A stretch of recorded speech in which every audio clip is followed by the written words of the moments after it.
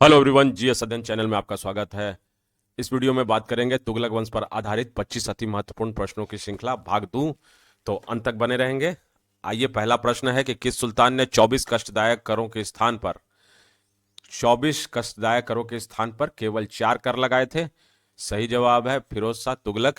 तो B is the right answer. और वो 4 कर कौन थे? याद रखेंगे, खुम्स, खराज, जजिया और चौथा था जकात। तो आपने देखा यही 4 कर थे। अगला प्रश्न, प्रश्न संख्या 2। किस सुल्तान ने अपनी आत्मकथा फतवात फिरोज शाही लिखी? C is the right answer. Firoz Shah Tughlaq ने अपनी आत्मकथा फतवात फिरोज शाही लिखी थी। तो सही जवाब आंसर सी है। नेक्स्ट प्रश्न, दिल्ली के किस सुल्तान ने ब्राह्मणों पर जजिया लगाया था?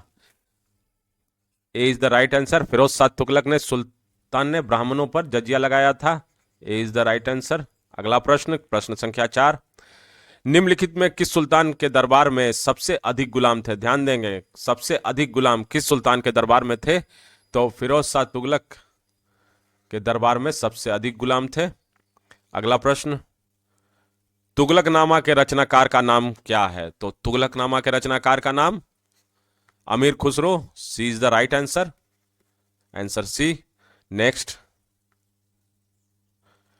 सिक्कों पर खलीफा का नायाब खुदवाने वाला भारत का प्रथम सुल्तान कौन था?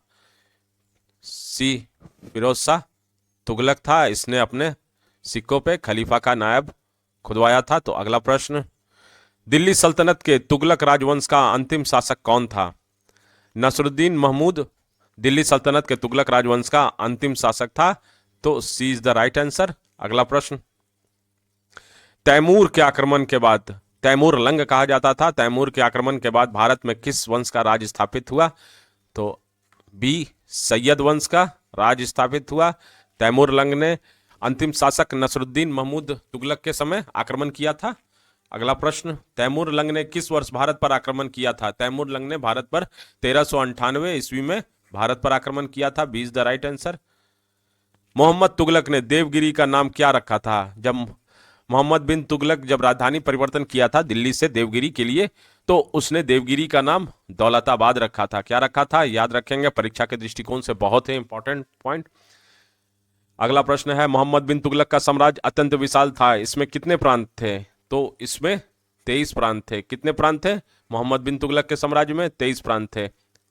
अगला प्रश्न है, सूची 1 को सूची 2 से सुमेलित करें। हिंदुओं द्वारा दिया जाने वाला भूमि कर, युद्ध की लूट का 1/5, मुस्लिमों द्वारा दिया जाने वाला भूमि कर और मुस्लिमों पर लगाया जाने वाला आर्थिक कर।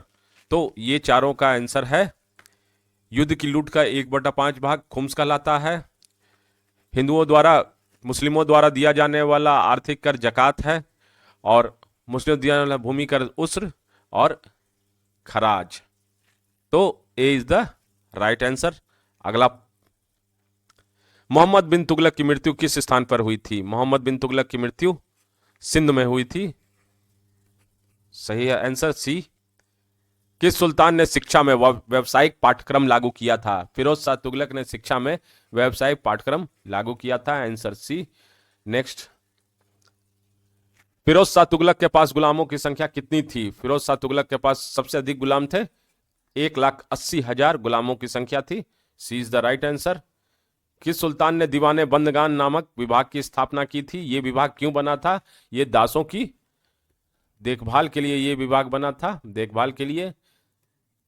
तो फिरोज शाह तुगलक द्वारा। C is the right answer. Next, जिम्मे किसे कहा जाता था? इस्लाम न स्वीकार करने वाले हिंदू को जिम्मी कहा जाता था। A is the right answer. अगला प्रश्न, किस सुल्तान ने रोजगार के लिए दफ्तर खुलवाया था? रोजगार के लिए फिरोज शाह तुगलक ने रोजगार के लिए दफ्तर खुलवाया था। नेक्स्ट क्वेश्चन, किस सुल्तान ने कुतुब मीनार का पुनर्निर्माण करवाया था? फिरोज शाह तुगलक ने कुतुब मीनार का पुनर्निर्माण करवाया था। इसकी 5वीं मंजिल ध्वस्त हो गई थी, जिसके उपरांत इसने पुनर्निर्माण करवाया था। किस सुल्तान ने सम्राट अशोक के 2 स्तंभ लेखों को दिल्ली में स्थापित करवाया था? फिरोज शाह तुगलक। फिरोज शाह तुगलक ने सम्राट अशोक के 2 स्तंभ लेखों को दिल्ली में स्थापित करवाया था। परीक्षा के दृष्टिकोण से बहुत ही इंपॉर्टेंट प्रश्न है। किस सुल्तान ने दीवाने खैरात नामक विभाग की स्थापना की थी? दीवाने खैरात का मतलब समझेंगे मुस्लिम अनाथ बच्चियों, मुस्लिम अनाथ बच्चियों एवं विधवाओं के लिए इसने, विधवाओं के लिए ये इसकी कल्याणकारी योजना थी। तो फिरोज शाह तुगलक के द्वारा, फिरोज शाह तुगलक के द्वारा ये खोली गई थी। नेक्स्ट अब बात करेंगे किस सुल्तान ने पुरी के जगन्नाथ मंदिर को ध्वस्त किया था? किस सुल्तान ने पुरी के जगन्नाथ मंदिर को ध्वस्त किया था? तो फिरोज शाह तुगलक ने उड़ीसा पर आक्रमण करके उसके शासक भानुदेव, भानुदेव तृतीय को हराकर पुरी के जगन्नाथ मंदिर पर आक्रमण किया था। तो राइट आंसर है सी, फिरोज तुगलक। नेक्स्ट क्वेश्चन, किस सुल्तान ने पुरी के ज्वालामुखी मंदिर को ध्वस्त किया था? फिरोज शाह तुगलक ने पुरी के ज्वालामुखी मंदिर, यहां पर पुरी नहीं होगा, ध्यान देंगे, ये नागरकोट के, नागरकोट के ज्वालामुखी मंदिर होगा, नागरकोट के ज्वालामुखी मंदिर। अगला प्रश्न, तुगलक वंश का अंतिम शासक कौन था? तुगलक वंश का अंतिम शासक नसरुद्दीन महमूद तुगलक था। परीक्षा में प्रश्न पूछा जाता है, याद रखेंगे कि कौन था। D is the right answer.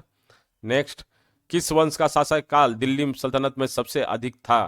तो तुगलक वंश का शासन काल दिल्ली सल्तनत में सबसे अधिक था। C is the right answer. Tughlaq वंश से मैंने 2 पार्ट में आपको मल्टीपल चॉइस क्वेश्चन दिया है, पार्ट 1 और पार्ट 2। ये दोनों बनाने के बाद उम्मीद है कि आपको परीक्षा में प्रश्न नहीं छूटेगा। अगर आपको मेरा वीडियो पसंद आ रहा हो तो लाइक और सब्सक्राइब करें, शेयर करें। आपका एक छोटा सा योगदान आपके लिए, इसी तरह मैं वीडियो लाता रहूंगा। धन्यवाद। मिलते हैं नेक्स्ट सैयद एवं लोदी वंश के मल्टीपल चॉइस क्वेश्चन में। तो बने रहेंगे चैनल पे। जीएस अध्ययन।